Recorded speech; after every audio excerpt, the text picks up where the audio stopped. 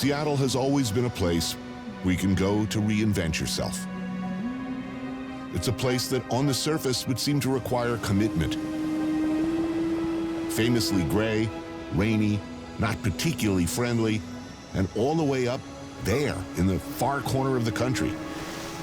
A place you could get work in the aircraft industry or make music or, rather notoriously, become a serial killer.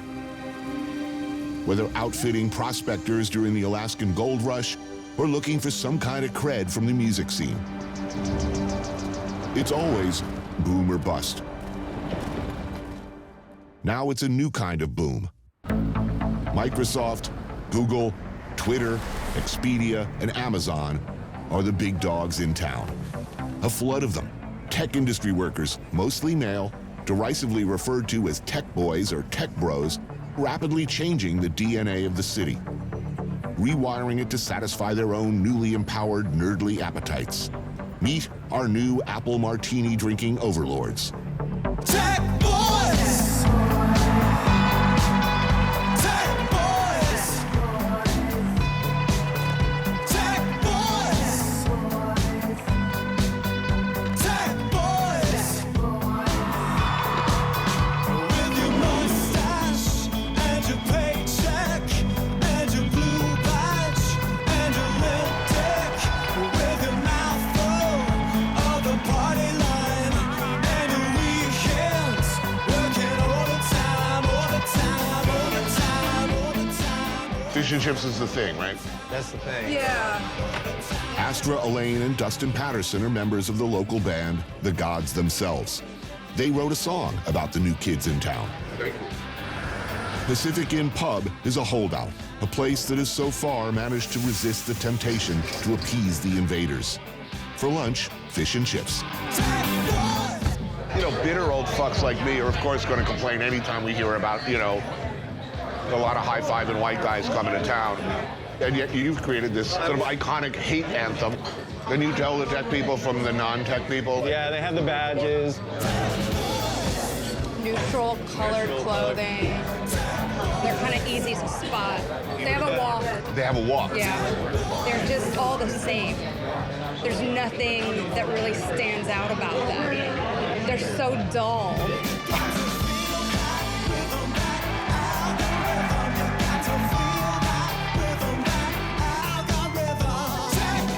Dating apps are really big here. I have a few girlfriends who have dated a couple of tech boys. Is there personal hygiene an issue?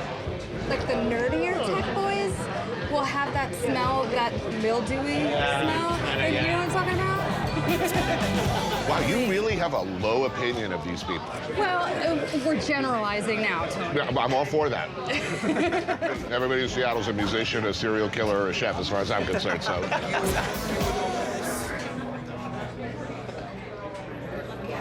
In a lot of ways, I mean, this was always a company town. You know, Boeing, before Boeing, it was a logging town. I mean, the new company is tech. And it is flooding money into the place. I look out my hotel room window, and I mean, it's cranes as far as the eye can see. You realize, like, okay, all those cranes out there, they're for high-rise condos. They're for a certain type of person. They're envisioning a certain type of future for the city, and it's tech people. Or, you know, somebody who likes to drive around and pick up hitchhikers and dismember them.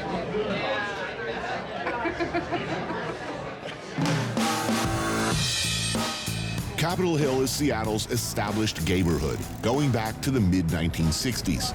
Old school cool, but with every passing day, change.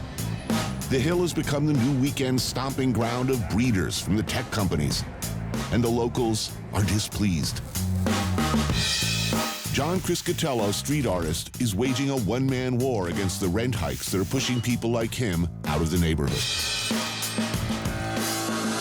Are we talking about an infestation of tech bros? Well, is this, what, 10 years ago, would this be a gay neighborhood? it was sort of enclave for artists and for queer people.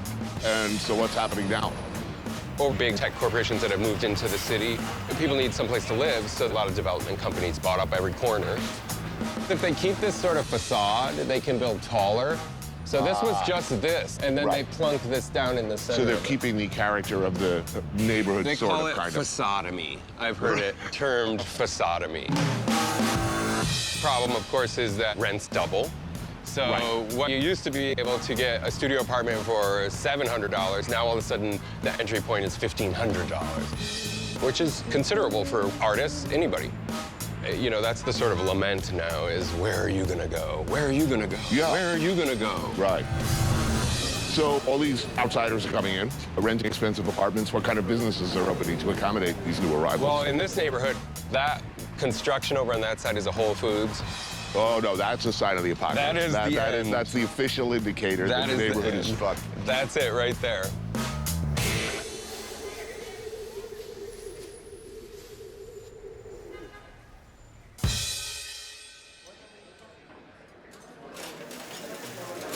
Because of the boom and everything that's been happening, you do have that kind of have and have-nots here. And I think there's an identity crisis where people are starting to really question, what is Seattle and who is it? But historically, you go back to the 90s, I mean, it was the city of grunge. And now I would say it's the city of geeks. And it's boomtown right now. And yeah, this kind of boom does happen in other places, but then again, it doesn't. John Cook and Todd Bishop of GeekWire, an industry-leading news site that started covering the tech industry back in 2011. Lunch is at Revel, right down the street from their offices. The chef is Rachel Yang, and the food is Korean.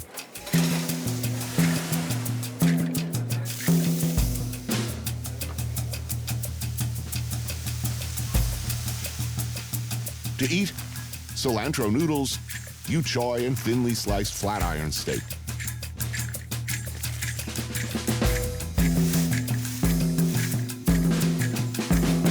Kimchi pancakes with braised pork belly and bean sprouts. Marinated short rib rice bowl with house sambal, daikon, kimchi, and egg.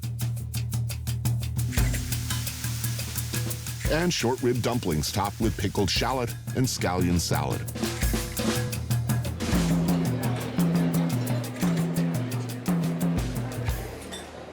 Of course, I'm hearing from a lot of people who are bemoaning the loss of the old Seattle. Right.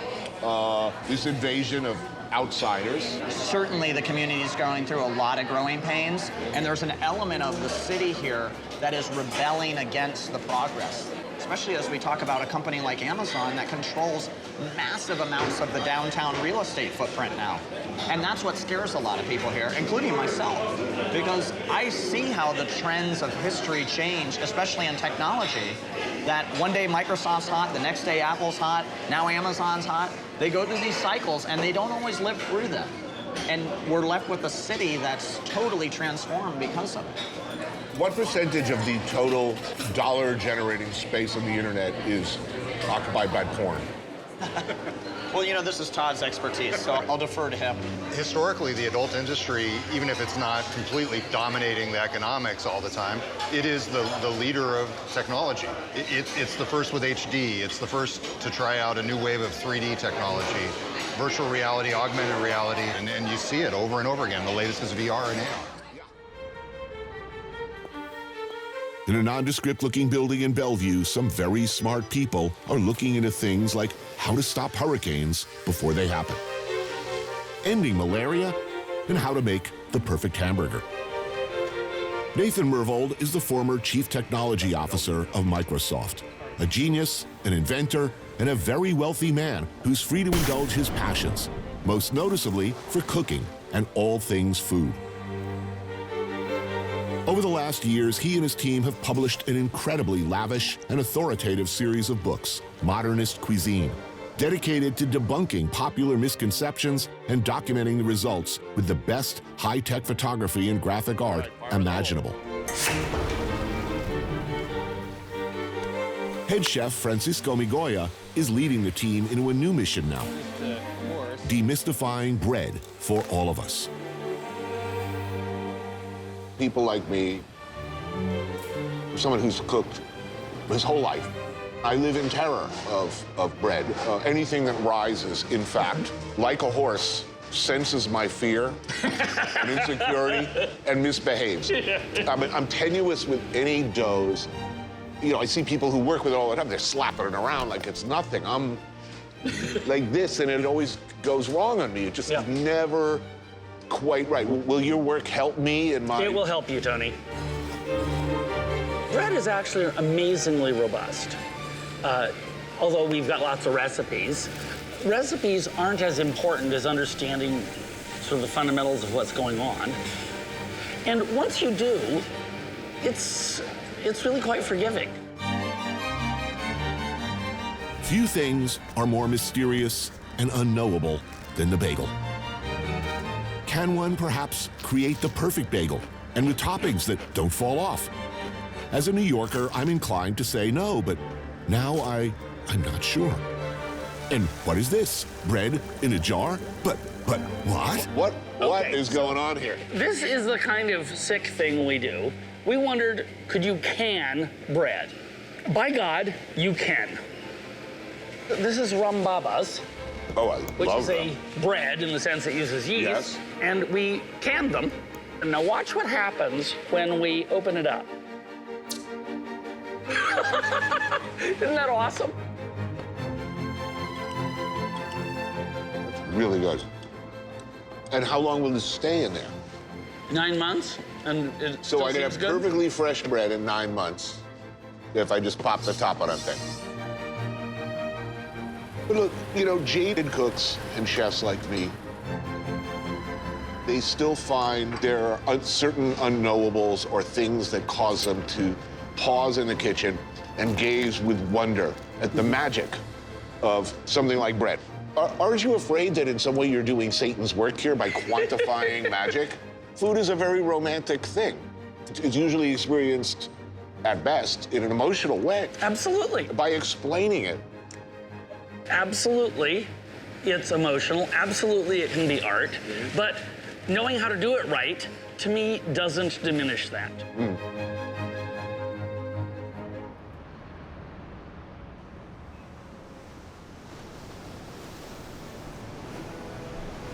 Across the water from my hotel in the Puget Sound, just outside the city limits, the wilderness opens up, and it's beautiful. Lord of fire in the sky, getting level, neon devil, holy, holy in my mind, to abide and crucify with blue, blue sea. Far away.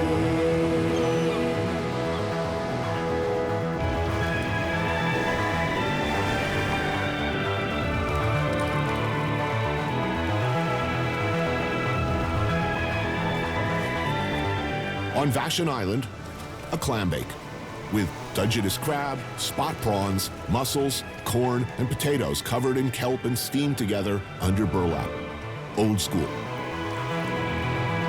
Lord of fire in the sky, getting level, neon devil, holy, holy in my mind, to abide and crucify with blue, blue sea, far away. Chefs Grant Crilly and Chris Young worked with Nathan at Modernist Cuisine before breaking off to do their own thing, Chef Steps, a high-tech outfit dedicated to help people cook better with step-by-step video apps and interactive content. Essentially, the way we look at it is our job is to help people cook a meal for their family, cook a meal for their friends where they're happy and didn't know they could cook that well. Yeah. Because we're kind of technologists too. We think, you know, there's a role for technology, but there's also a role for craft and tradition. I think there's an element of uncertainty and risk that is very exciting to me when I cook. You know, it's the imperfections in life that are most interesting. If everybody knew how to sauce pasta correctly, I don't know that that would make me happier. The kitchen is a pretty scary place for a lot of people. And so if you can bring technology in that takes that fear away because they know that it's going to come out well, they're going to be happy with the result, that'll get them to cook again. Coming from the guys who, you know, wrote Modernist Cuisine, we're trying to find that 21st century blend between YouTube and Instagram and technology and tools like that with the things that are great about cooking, which is sharing a meal. I think you're missing a central dynamic here. I mean, why do people Instagram pictures of food? to share their wonderful eating experience? No, it's to make other people feel bad about what they're eating. It's like, look, I'm eating I agree with that all for these sure. incredible crabs, and you're sitting at home in some, dirty underwear eating Doritos. I mean, hopefully. I mean, Doritos are pretty tasty.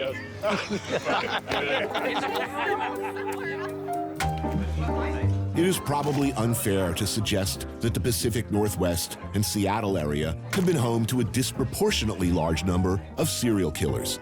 But I'll do it anyway. Chuck Taylor oysters here. Wonderful, thank you. Anything else I can grab you, gentlemen? I'm good for now. Good for now? All right, enjoy. I'm going to try a fat bastard. That sounds interesting. Fred Moody is a writer and bartender. Jack Wisner is a transit planner for King County Metro. And Knut Berger is a journalist and columnist for Seattle Weekly. Old school Seattle all. Taylor Shellfish Oyster Bar in Pioneer Square is old school too. The Taylor family has been farming more than 12,000 acres of tidelands in the Puget Sound, Willapa Bay, and the Hood Canal for over 5 generations, since 1890. With 3 restaurants in town, they know what they're doing. I can eat these whole, head, tail, bones, and all. Yes. Whole local smelt, flash fried and served with pepperoncini, sambal aioli. Local Dungeness crab cooked and chilled with pickled ginger sauce. And oysters, lots of oysters. Seattle has been for a very long time considered one of the more foodie, for lack of a better word, foodie cities.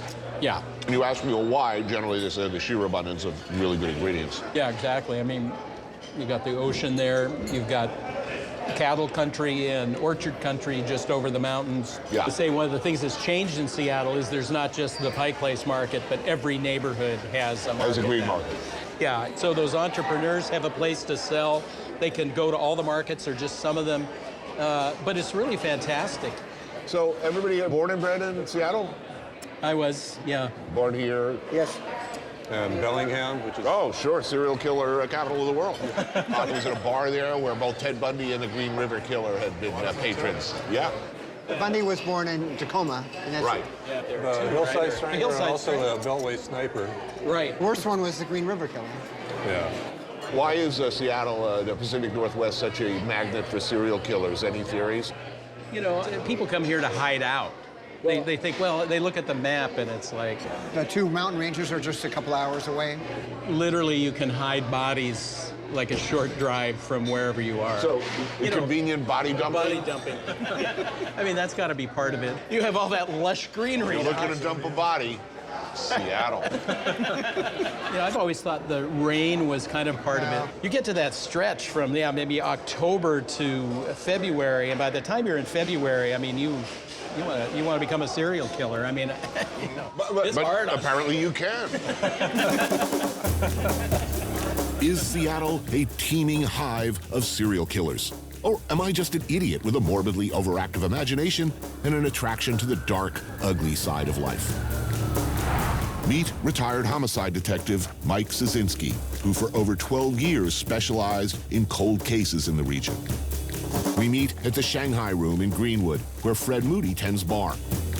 The North Star Diner next door provides nourishment. Crab, bacon, and melted cheese is, when discussing dump sites and ligature marks, a must. Why does it seem that there's a disproportionate number of serial killers in the Seattle and Washington State area? Do you have a theory on this? Well, I don't think that most serial killers are when shopping for areas where they live. They just where they ended up. Mm-hmm. Well, when you're a detective for as long as I've been a detective, and you're around very evil people, it's a place where I don't want you to have to come and look at through my eyes. And I can talk to you about it and all that, but I hope you never have to see it like I seen it. Because, it's a different place. It's a place you don't want to be. And How many working serial killers do you think are out there right now in the Washington State area? I would say, easily right now, over 75 people out here that are probably serial murderers. The FBI listed as 75. Oh yeah, I don't care how nice it is here and fun Seattle and stuff. I know how many evil people are running around here. So, do you think these guys are holding down regular jobs? But yeah, they can just go on and have their, a regular, what would seem to us as a regular life. They can also have wives. I always worry about I always wonder about the wives. It's like, don't you notice, the mementos and the unusual odor coming from the crawl space? I mean, what the John fuck? Wayne Gacy, exactly, and dress. What's with the whole clown outfit? I mean, first of all you got to do is put on a clown suit, and already you're a suspect.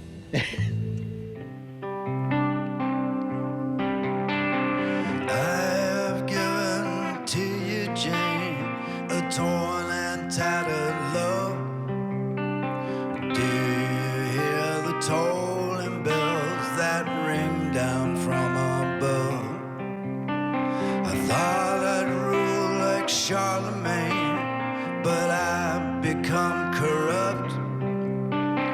Now I crawl a promenade to fill my empty cup, and you're free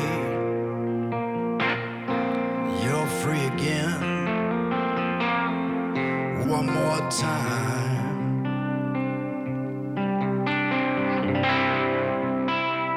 Mark Lanigan is, to my mind, one of the greatest living singer-songwriters making music today. His songs and lyrics, reflective of a long, hard life, cut me right down to the bone. His career has spanned 2 decades, beginning with the Screaming Trees in the 90s and continuing through numerous brilliant collaborations with artists like Queens of the Stone Age, PJ Harvey, Kurt Cobain, Uncle, Mad Season, The Gutter Twins, Isabel Campbell, and Massive Attack. Maybe you know him from such theme songs as this show.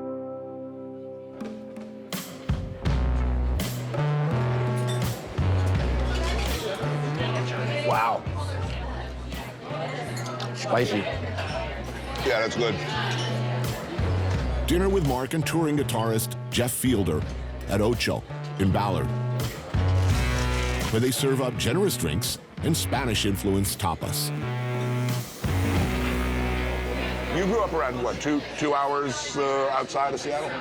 Yeah, in eastern Washington, which is like countryside, ranching, farming community. You don't live here anymore. You live in LA now? Yeah. How long since you left? It's been 20 years.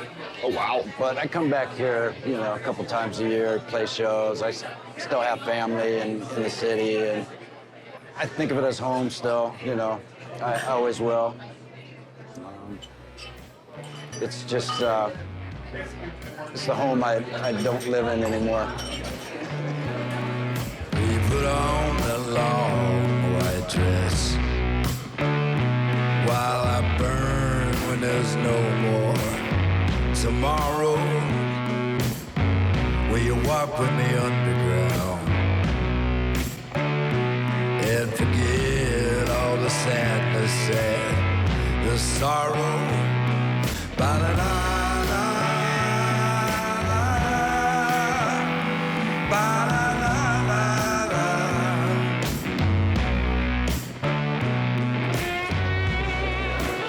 So how long have you been playing music professionally? Well, kind of the whole time, I mean, I played my first gigs when I was 13. Been touring with Mark since about 2010. What was the first time you were ever on stage? And where was it? It was in my hometown. I was 15, and some guys I worked in a restaurant with had a band. They were older, and I sang at one pool party that they had. What was the set list there? Covers or? A lot of Van Halen.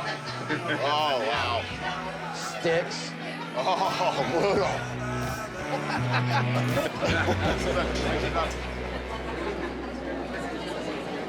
You have played and play with a lot of different people from different styles of music. I think a lot of musicians I know and have met would have a hard time with that. You seem to move effortlessly around. I don't know, I've just been blessed, a lot of opportunity. I get to play with a lot of people whose music I really love, so I'm happy. After having been in my own band for many years, and then suddenly, I'm taking jobs or I'm just playing part of somebody's set. At first, it was a little awkward, but then I grew to really loved doing it because it was easy and fun, and there was no pressure. I did that for quite a few years, and I'm available to do that again if anybody wants me. On the marble street, the procession spills in. At the white seawall, waves crash and crash again. Darkness shining, disappearing. Day follows night, night follows day. Goodbye, goodbye to beauty. Goodbye, goodbye to beauty. Are you at all sentimental about how Seattle used to be? You know, I guess it's sort of like being sentimental about grade school or, you know, any time of your life that isn't around anymore. I miss some of the guys that were around then that aren't around anymore, you know, some of my friends.